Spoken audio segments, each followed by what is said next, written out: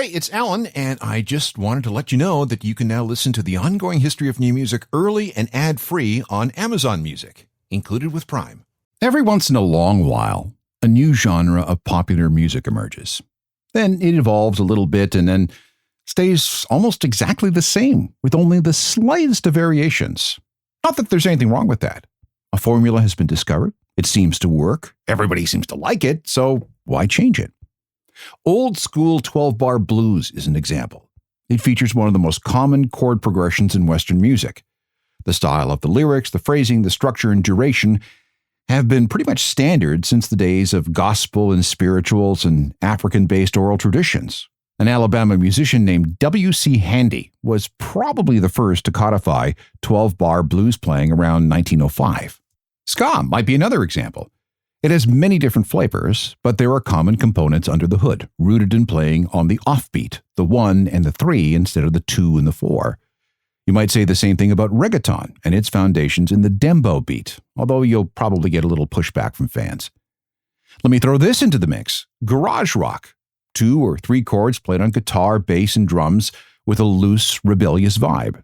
Nothing too complicated. It's just got to feel good. And here's one more that might not spring to mind right away. Surf music. It too can come in different forms as a type of garage rock. It can be punky. It can be hardcore. It's great for skateboarding or snowboarding. And yes, it's also about the beach, the boards, and the swells. But it's also more than that. It's about guitars, amps, pedals, cars, girls, beer, and parties. It can feature vocals, but it might be best experienced as instrumentals. There's a lot more to surf music than you might think, and its importance and its influence and legacy goes way beyond the beach. Let me show you. This is the Ongoing History of New Music podcast with Alan Cross.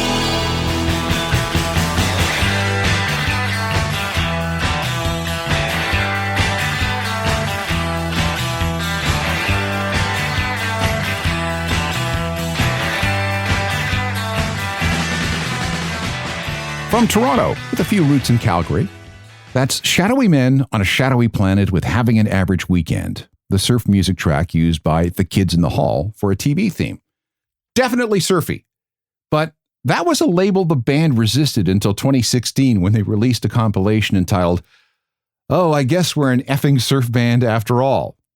They lasted from 1984 to 1996, but started playing the occasional show again in 2012. A former member was the late Dallas Good of the Sadies, and Steve Albini, the producer/engineer known for working with Nirvana and the Pixies and so many more, liked Shadowy Men so much that he worked on one of their albums for free. Hello again, I'm Alan Cross, and this episode is in response to a couple of emails I've had about a very particular and extremely enduring part of the world of rock. You know surf music when you hear it. There's a particular type of twang to the guitar. There's always lots of reverb. The ride cymbal comes through from the drummer, who might be playing a trashy-sounding snare drum. And if there aren't any vocals, well, that's fine. That surf feel is found throughout rock and beyond. In fact, surf music could be considered one of the building blocks of punk rock, amplifier design, and innovations in the recording studio.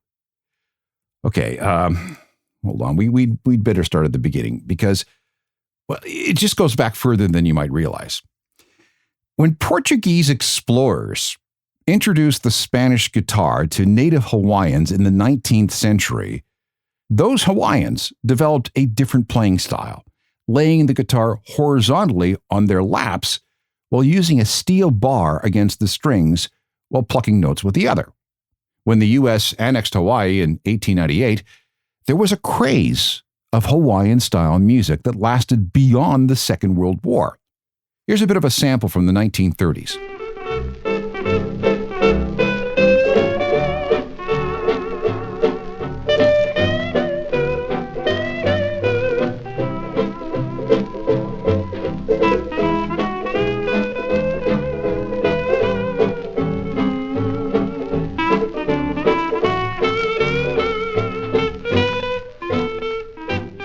It's jaunty stuff with that twangy guitar, right?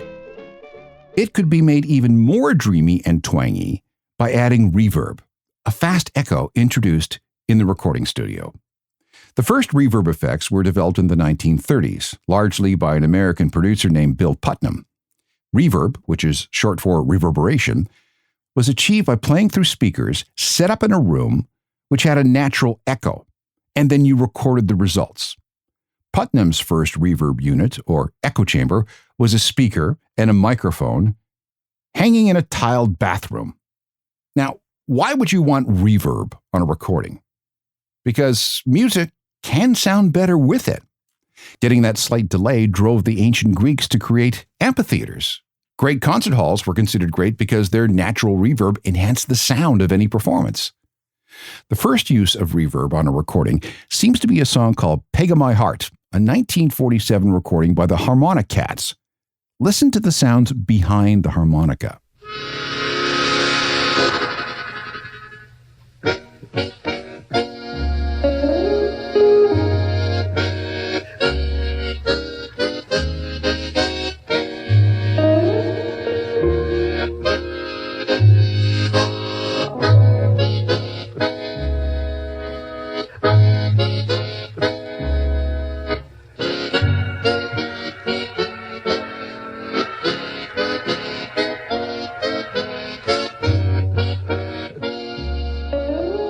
Reverb added life to an otherwise dry-sounding recording, and soon recording studios around the world had special rooms designed just to create that effect.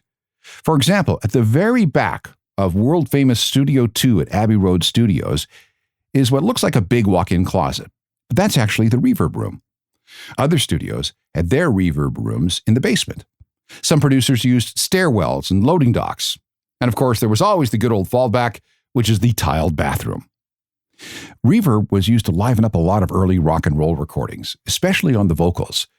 You can hear the ever so subtle echo on Elvis's voice in 1957.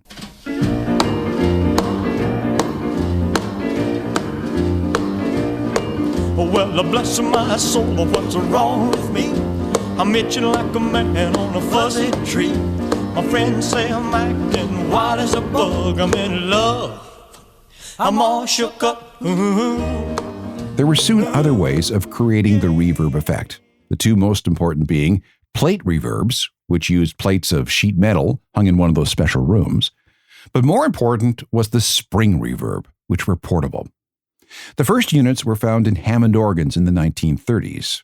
This made sense because the place most people experienced an organ was in church.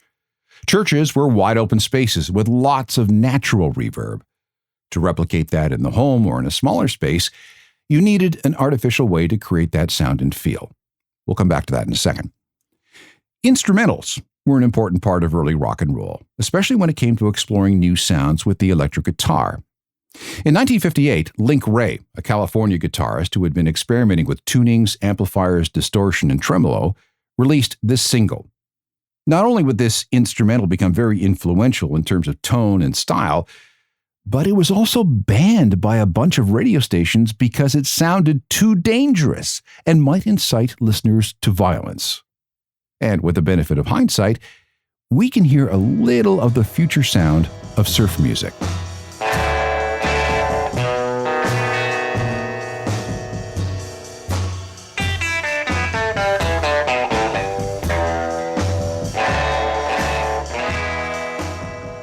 Link Wray wasn't the only one on this path. In 1958, Duane Eddy got super twangy with a track called Rebel Rouser. This wasn't a surf song. It was a couple of years too early for that. But it had a lot of the elements, including a ton of reverb. This had an influence on not only the coming surf wave, sorry about that, but also electric guitar playing in general.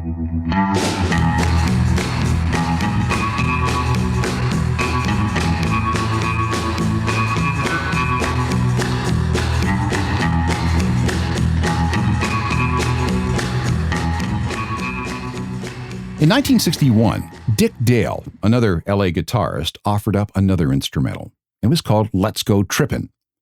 Now the surf sound is starting to take form. 3 chords and a twangy guitar. And if you listen closely, there are also some Middle Eastern influences in the mix. Dale learned some of those Middle Eastern licks from his Lebanese uncle.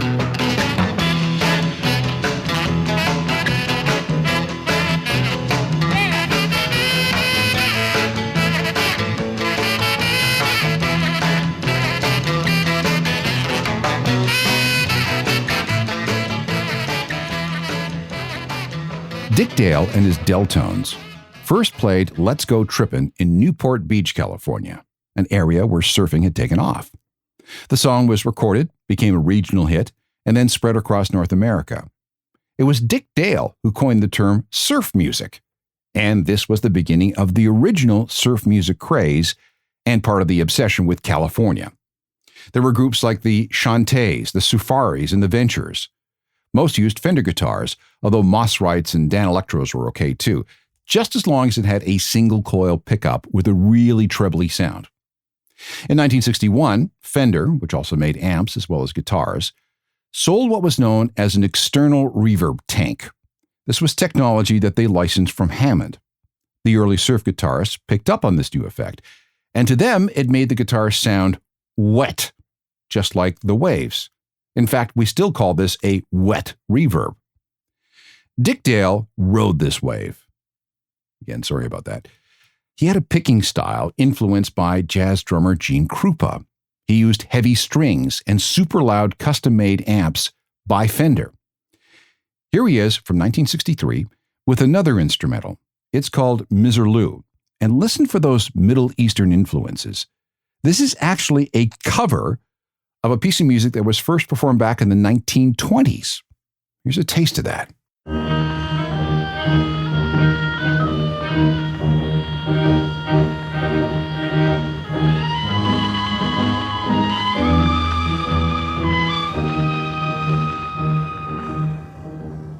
Now, here's what Dick Dale did with that.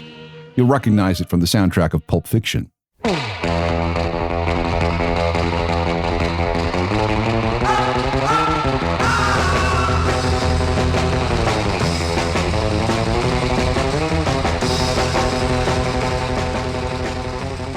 And the surf craze wasn't confined to music on the radio. In 1962, a composer named Monty Norman was asked to come up with a theme song for a new movie. He looked at a song he'd written called Good Sign, Bad Sign. Then he added a twangy guitar and submitted it to the producers. They thought it was okay, and it's done all right.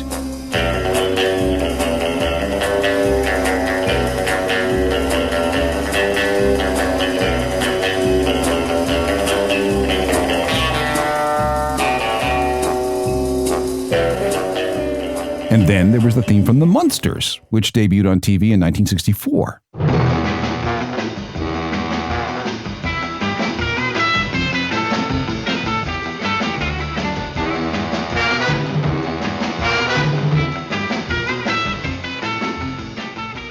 After 63, 64, we have a split.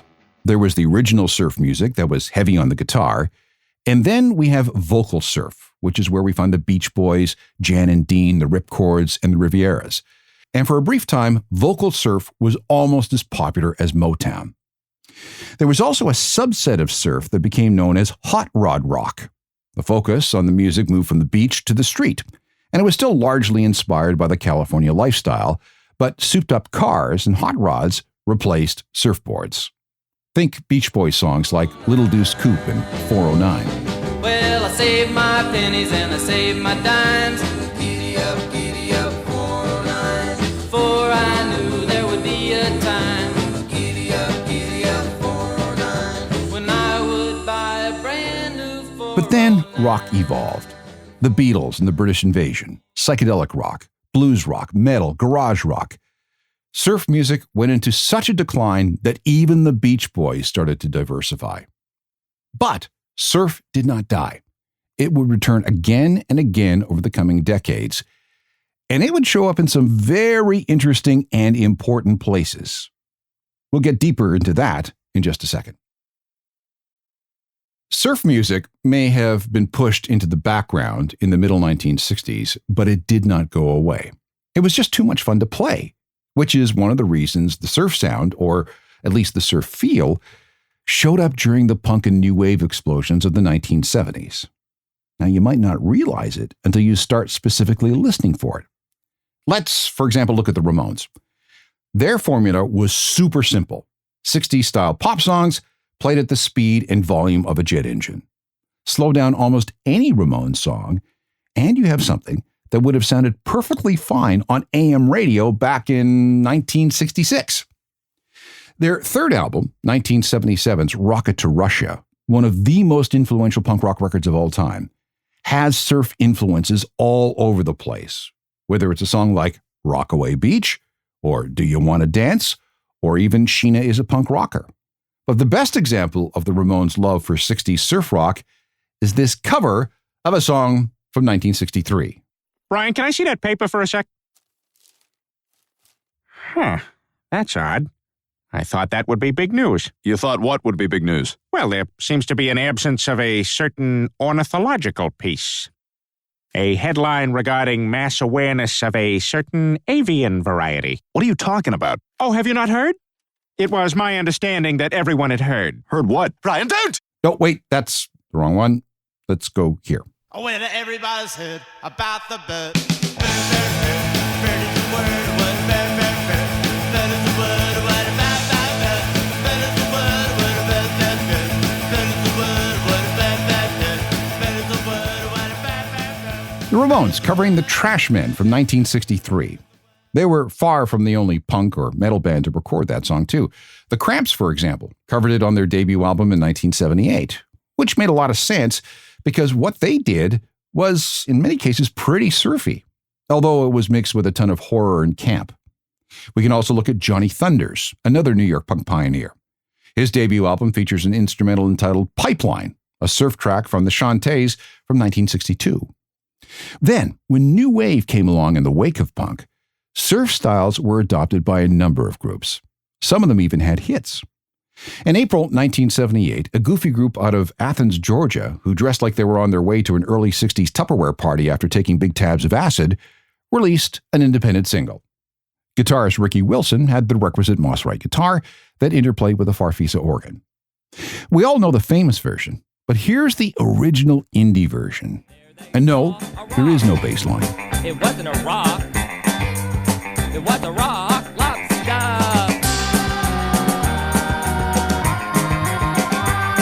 Rock lobster. Rock lobster. Okay, that's fun. I actually like that version better than the one that came with their 1979 debut album. But, that's just me.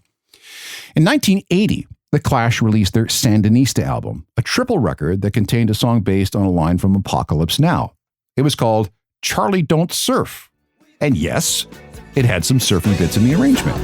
We don't like 'em, started to hang about. We don't like 'em, over town. Across the world, we're gonna blow 'em down. Charlie don't surf, and we think he should. Charlie don't surf. And how about this? From 1981, Hamilton's Forgotten Rebels with Surfin' on Heroin. I'm surfing on heroin. I'm surfing on heroin. Yeah, needle gonna stick it in. I'm surfing on heroin. I'm so drugged up. I'm so pumped up. I'm surfing on heroin. Yeah. Frankie wants to. This is also from 1981. If you check out the B-side of the Go-Go's Our Lips Are Sealed, you'll find an old-school instrumental track called Surfin' and Spyin'. Can we have a sample of that, please?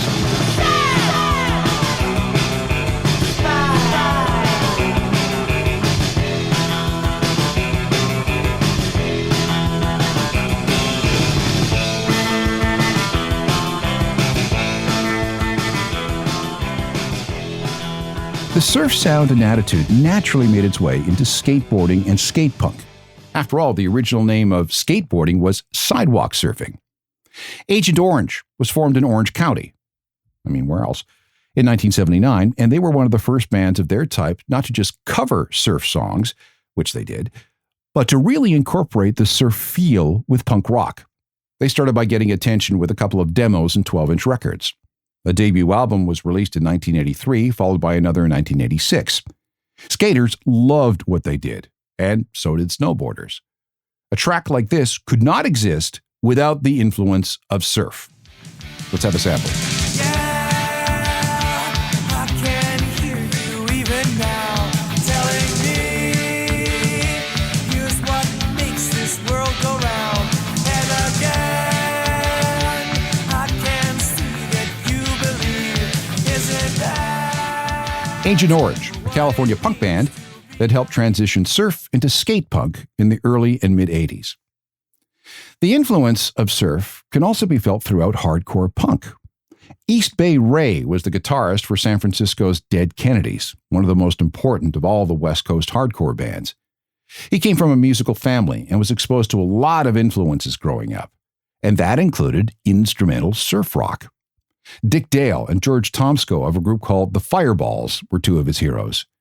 Another hero was Scotty Moore, who played in Elvis Presley's band, and Scotty liked to use echo and reverb in his sound, something that Ray really liked. He found a really interesting guitar sound, which other hardcore fans found very appealing. Again, this style would not have been possible without the influence of surf. It's a holiday in Cambodia. It's tough, kid, but it's alive. It's a holiday in Cambodia. Don't forget to pack a wife.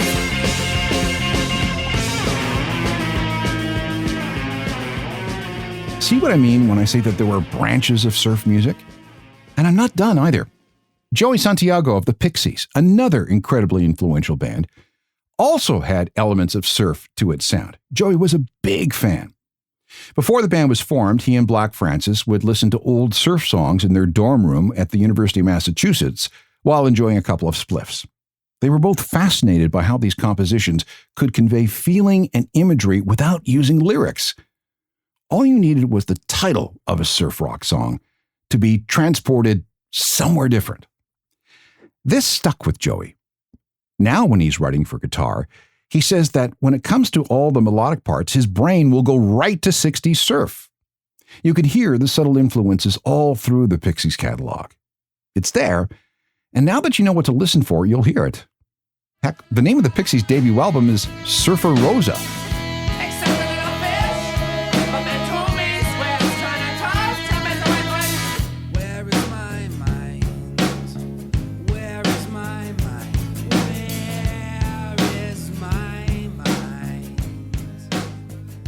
I can keep going. The Jesus and Mary Chain not only recorded a song called Kill Surf City, but they also covered the Beach Boys' Surfin' USA. If we go into Quentin Tarantino's Kill Bill Volume 1, there's a performance in the House of Blue Leaves portion of the movie by Tokyo's 5678, an all-female surf band. And there's more from the Cramps in their best-known song, Goo Goo Muck. It seems everywhere you look, you will find some band taking up surf music and that cause. When we come back, we'll finish up by looking at some contemporary bands who are keeping the spirit of surf alive. Although it's been around since the 1950s, surf music is still very much with us. Some is still pretty traditional and sticks to the original rules of arrangement and performance. But then there were other groups who have done their best to advance the art of surf rock, or bands that have used surf as a big influence. And it's worldwide, too. We have the Ravionettes, an excellent Danish duo that can twang pretty good. Dead Coast is from London. The Surf Coasters are from Japan. Takeshi Teruchi and the Blue Jeans are another.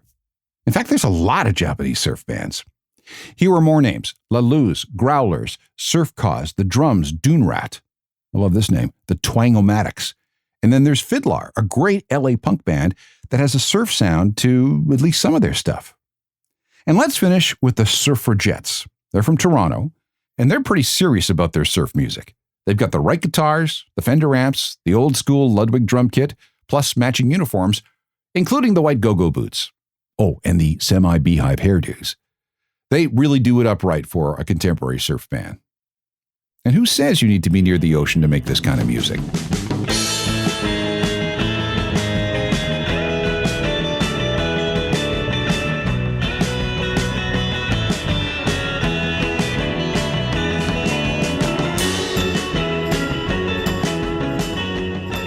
There's something infectiously fun about surf music.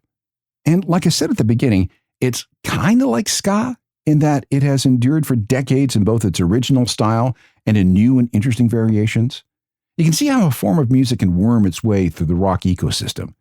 And there's no reason that surf music won't be around for another 70 years. If you're looking for more music history like this, I can help with hundreds of ongoing history podcasts that are available for free download wherever you get your podcasts. If you get a chance, please rate and review.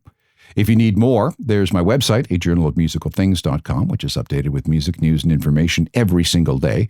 And if I were you, I would subscribe to the daily newsletter too. That way you'll always be up to date. I'm in all the social media networks. I sometimes have thoughts that I just can't help express. And then there's my other podcast, Uncharted, Crime and Mayhem in the Music Industry, which is just like it sounds, the intersection of true crime and music. You can get all those podcasts everywhere too. Oh, and my email, alan@alancross.ca. Don't be shy. Send me something. Technical productions by Rob Johnston. Until next time, hang loose. I'm Alan Cross.